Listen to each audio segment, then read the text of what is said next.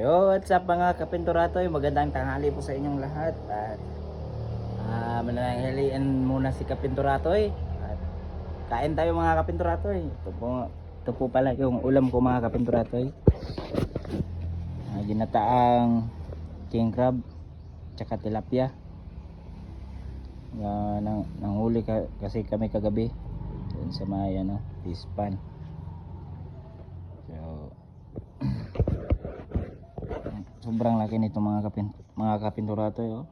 Laki nitong balunan, yung ice cream na tag 300 ata to. 200 to na ice cream. So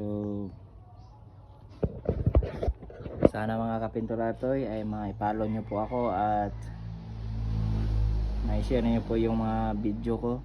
At yan lang po mga kapinturato. Maraming salamat po sa inyo.